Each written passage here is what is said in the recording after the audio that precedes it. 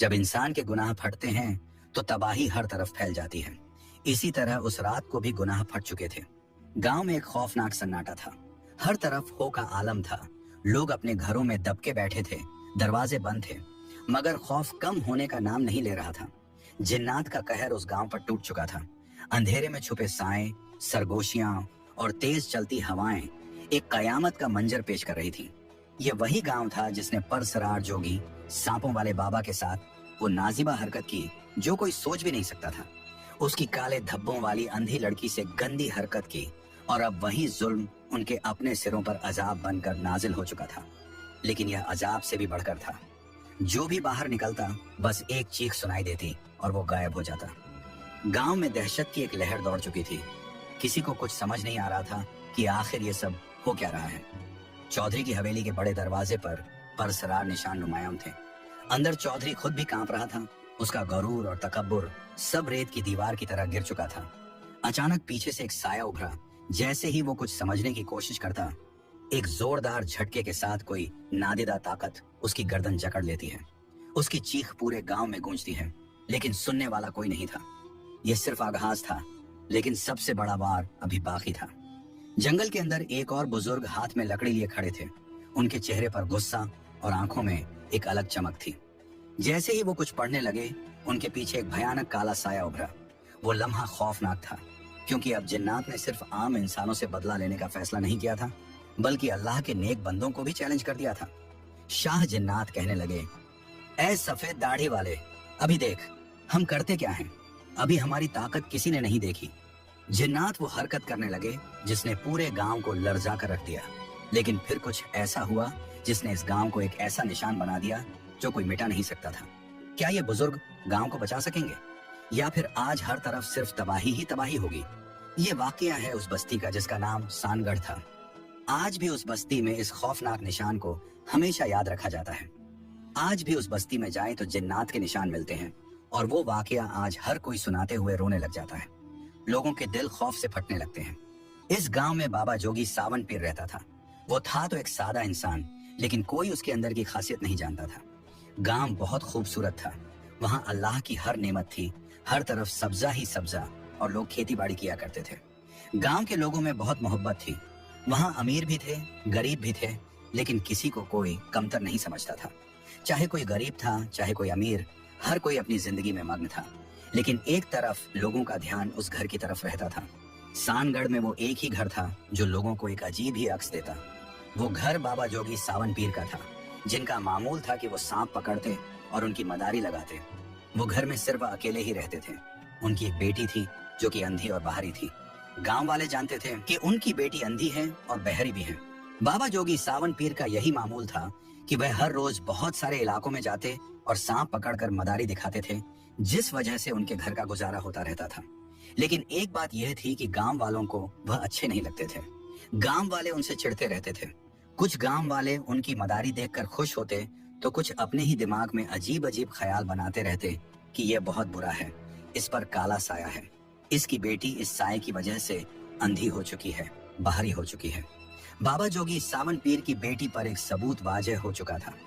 इसकी रंगत अजीब थी, मतलब इसके चेहरे पर तरह तरह के निशान थे, लेकिन वह कुदरती तौर पर थे। लेकिन लोग इसको गलत ही समझते थे।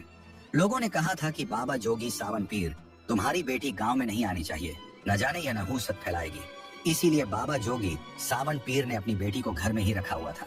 लेकिन वह बेचारे रोजी रोटी की खातिर अपना काम तो नहीं छोड़ सकते थे, क्योंकि यही उनकी रोजी का जरिया था।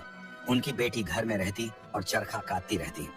लोग फिर हैरान होते कि वह देखो, जोगी सावन पीर की बेटी अंधी है, बोल नहीं सकती, सुन नहीं सकती और चरखा भी काटती रहती है। कुछ तो दाल में काला जरूर है। एक दिन गांव के लोगों ने कहा कि आज हम बाबा जोगी सावन पीर से इसके मुतालिक पूछेंगे। क्या आपकी बेटी न देख सकती है, न सुन सकती है और न बोल सकती है, तो फिर वह कैसे चरखा काटती है?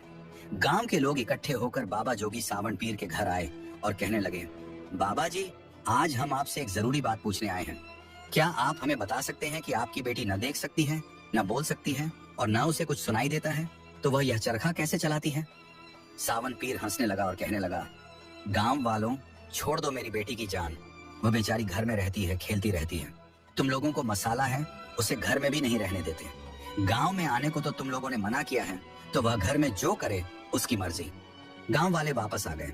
गांव में आकर वे कहने लगे, देखा तुम लोगों ने, हम कहते थे कि जोगी के अंदर कुछ न कुछ है, वह इस गांव में जरूर कोई बुरा करेगा, वह परासरार है। एक औरत आई और कहने लगी, बस करो, इस गरीब के पीछे मत पड़ो, उसे अपनी जिंदगी जीने दो।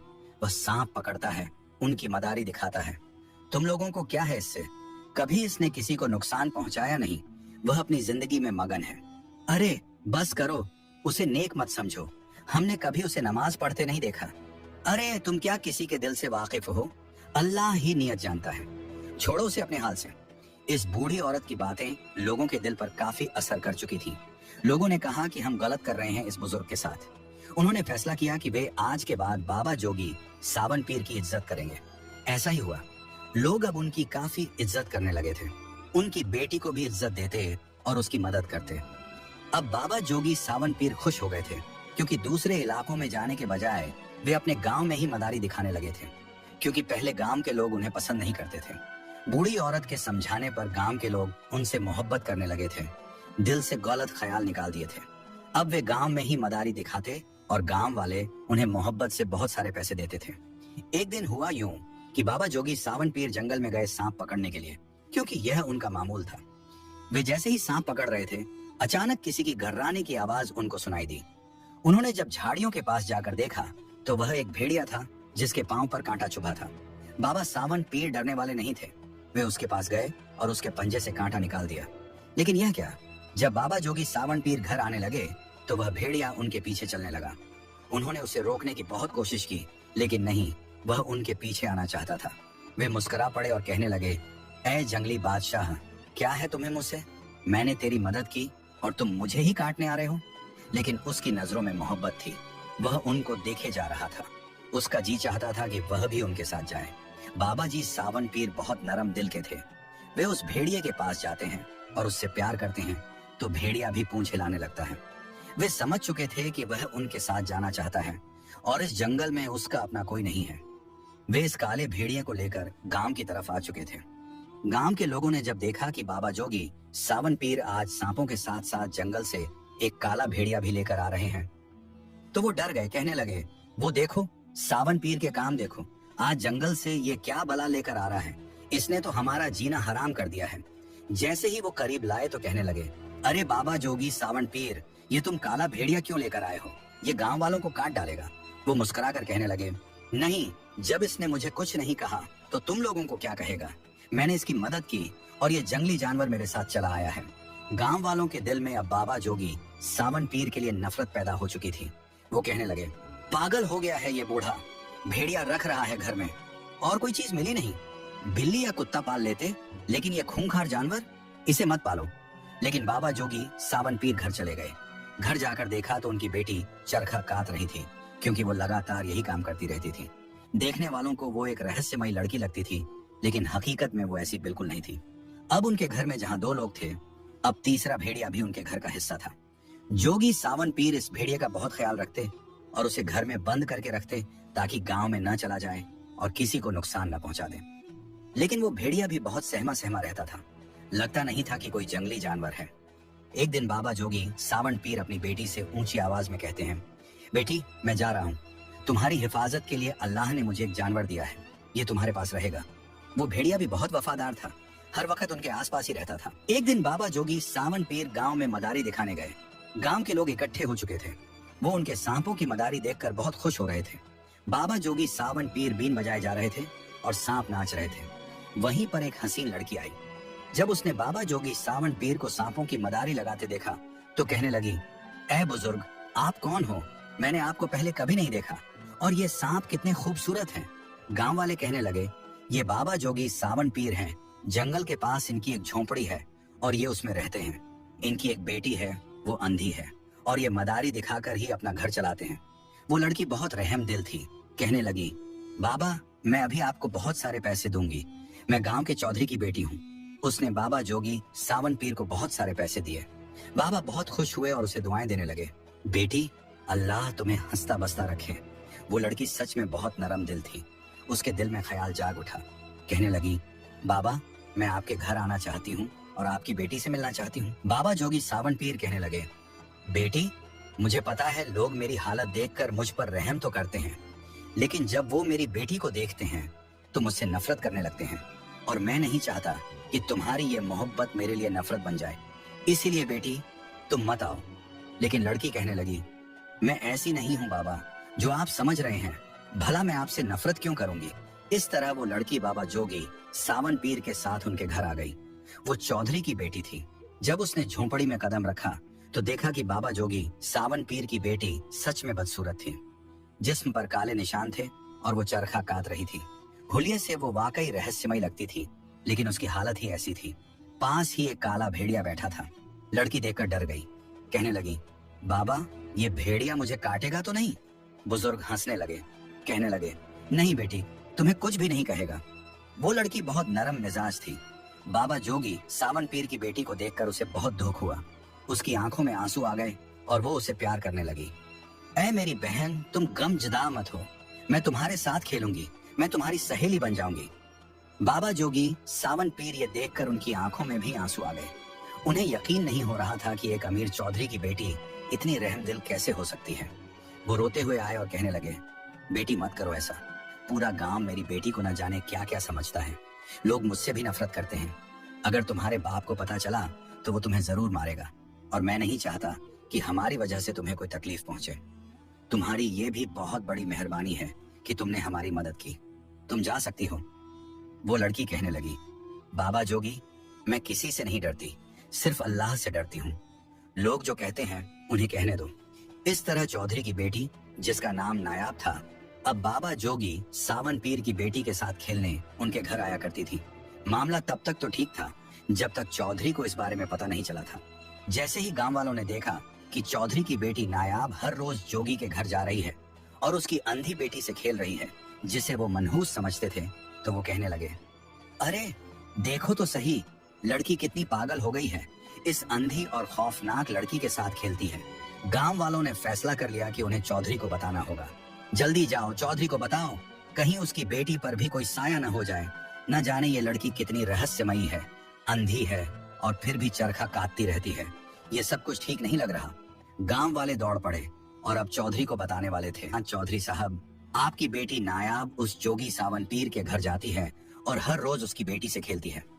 आपको तो इसके बारे में खूब पता है, बताने की जरूरत नहीं। चौधरी गुस्से से लाल हुआ। वैसे भी चौधरी एक सख्त मिजाज और घमंडी इंसान था।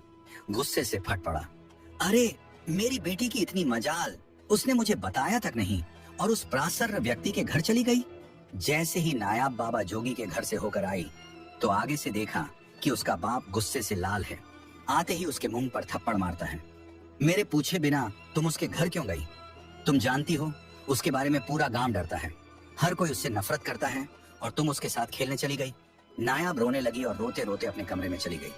वह सोचती रही कि ना जाने लोग उससे नफरत क्यों करते हैं, क्योंकि उसे अब तक कोई ऐसी चीज नजर नहीं आई थी जो लोगों के गुमान में थी। वह तो एक आम इंसान था और पैदाइशी उसकी बेटी ऐसी थी। लोगों की नफरत ही उनको इस मकाम तक लाई थी। लेकिन नायाब भी बाज नहीं आ रही थी। वह हर बार उसके घर जाती। चौधरी अब तंग आ चुका था।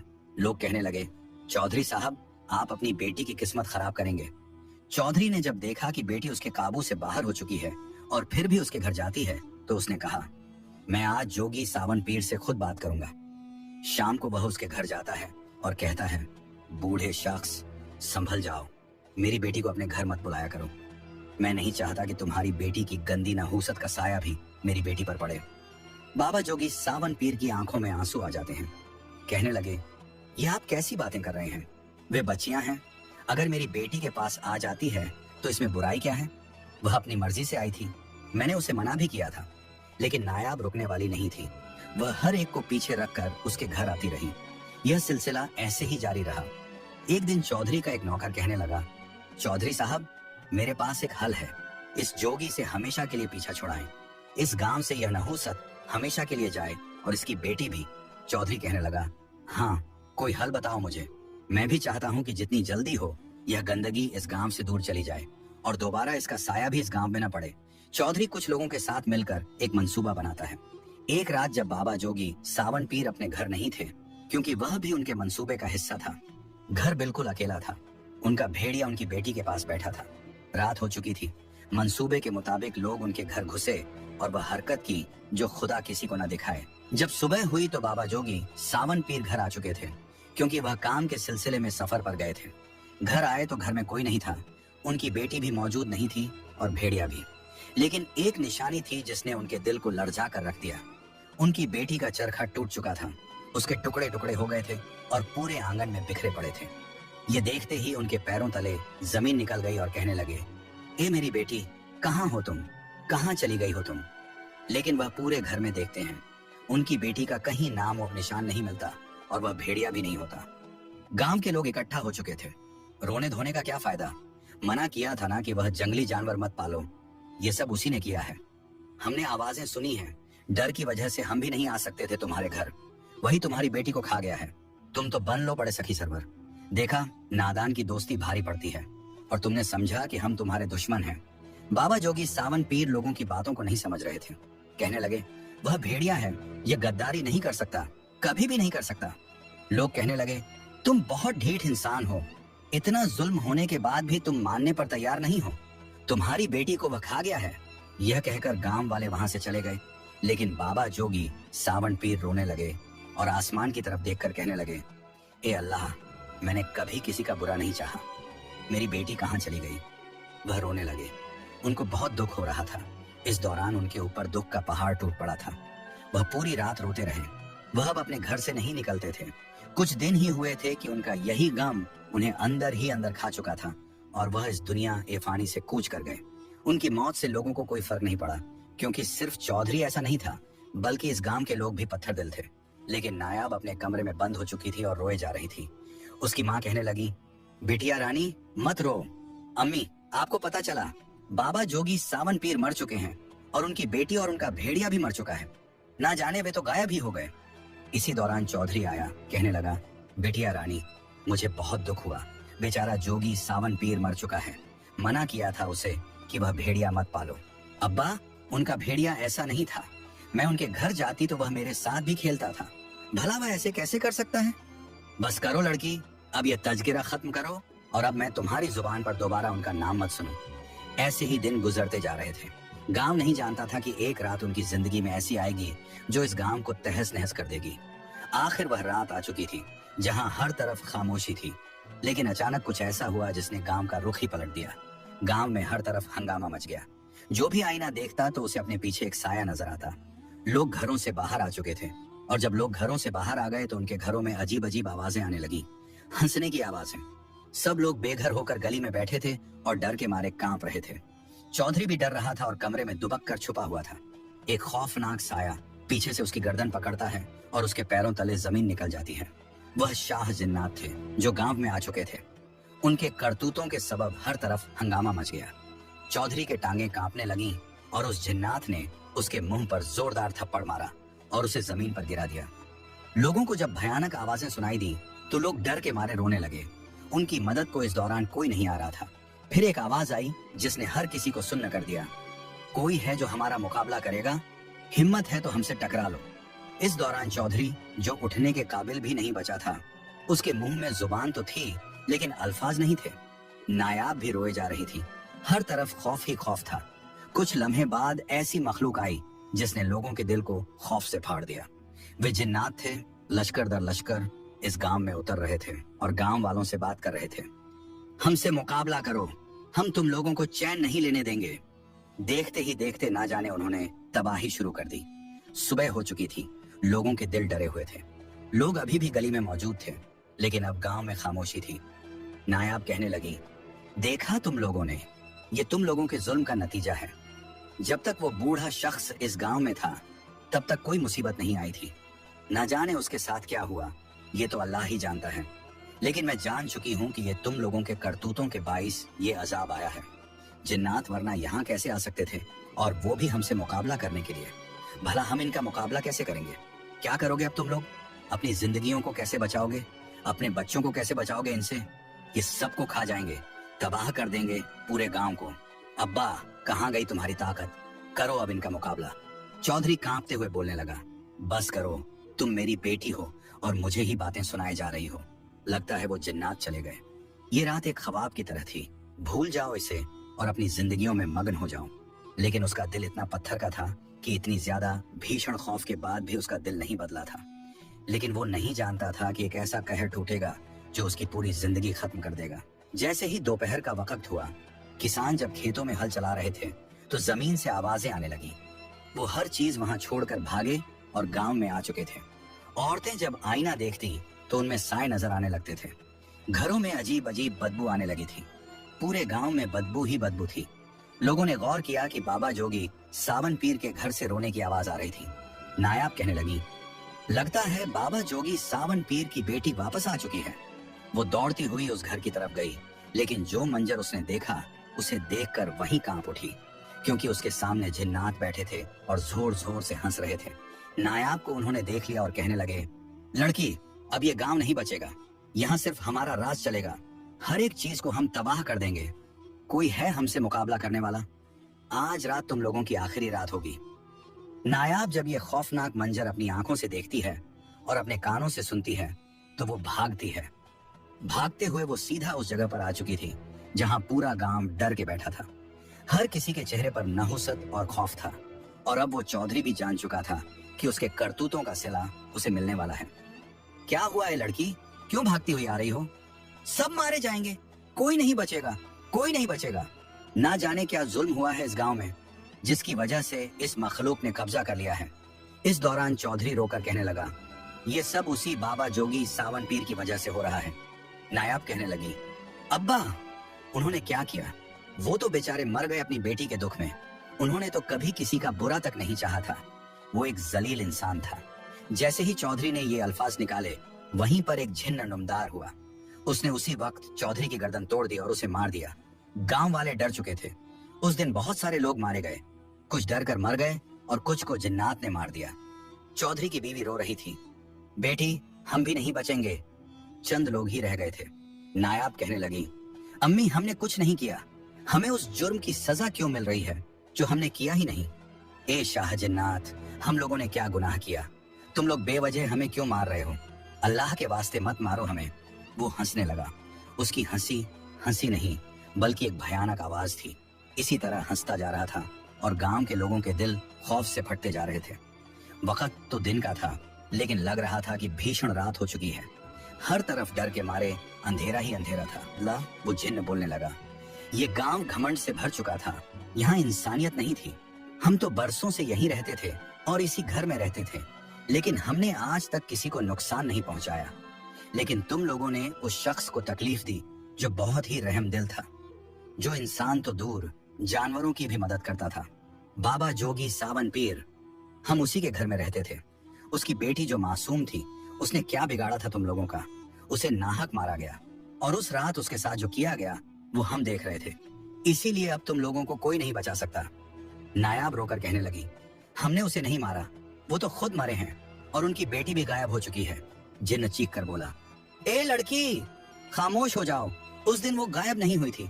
तेरा बाप और उसके साथी, हम बता नहीं सकते उस रात क्या हुआ।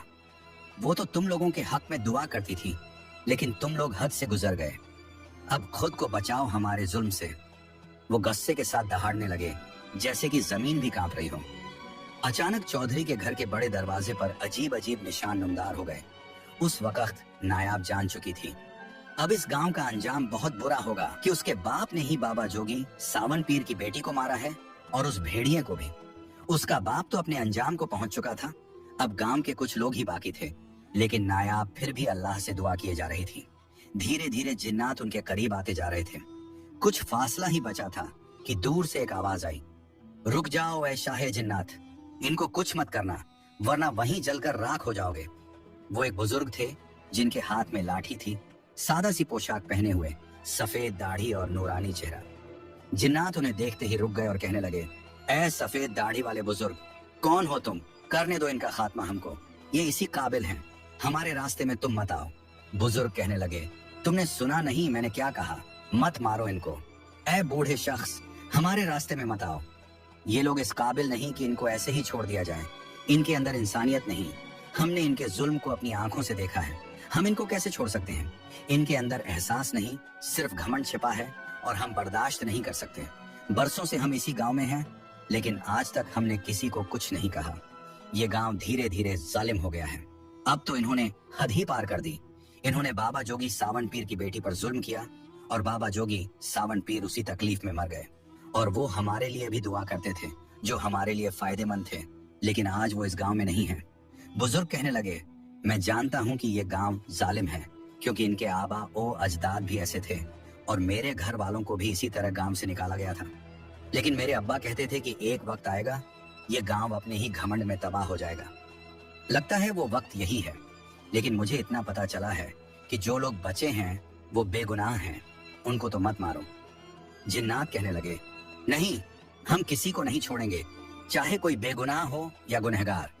जब बुजुर्ग ने देखा कि जिन्नात बाज नहीं आएंगे, क्योंकि वो अपने गुस्से से इस गांव पर हमला करने लगे थे, तो बुजुर्ग ने उसी दौरान कहा, रुक जाओ। वो दौड़ते हुए उनके पास आए, जो लोग बचे थे। उनमें चौधरी की बीवी, नायाब और गांव के कुछ और गरीब और सादे लोग थे। घमंडी लोग तो अपना अंजाम पा चुके थे, लेकिन ये नेक लोग ही रह गए थे।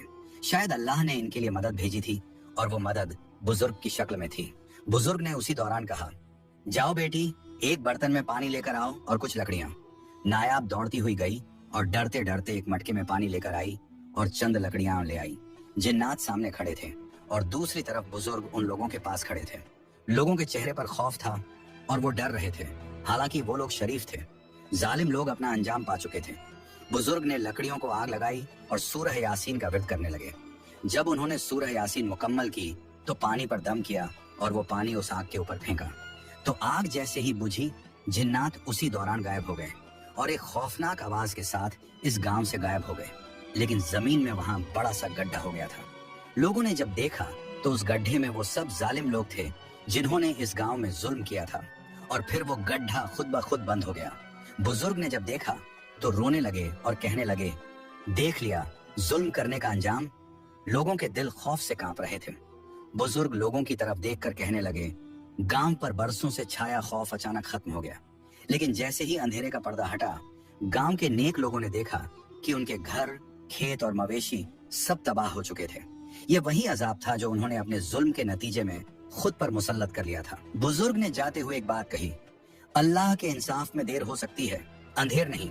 जब जुल्म हद से बढ़ जाता है तो कुदरत खुद बदला लेती है, मगर जब यह बदला आता है तो सिर्फ जालिम ही नहीं बल्कि इस बस्ती का हर फर्द इसकी कीमत चुकाता है, क्योंकि जो जुल्म रोक नहीं सकता वह भी जालिम के साथ शरीक होता है। यह अल्फाज गांव वालों के दिलों में उतर गए।